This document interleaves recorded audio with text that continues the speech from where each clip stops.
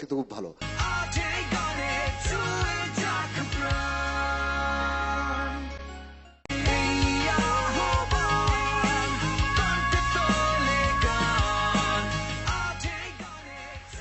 এবারে ডেকে নিচ্ছি আমাদের পরবর্তী টিমকে। মঞ্চে আসছে চিটাগং টাইমস।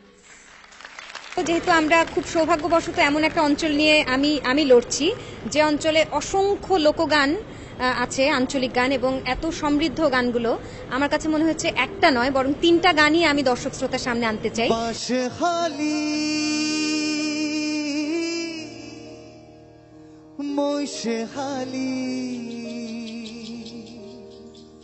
ফালুরাইয়া দিলে সম্পন গুড়গুড়াই টানে,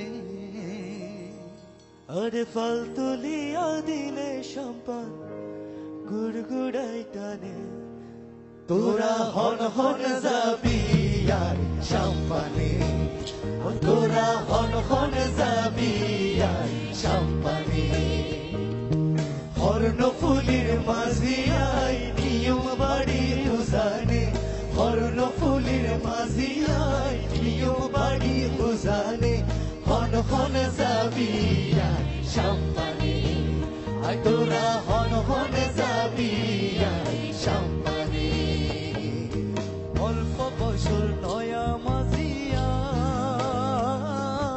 পয়সা হরি থাইলে দিবা,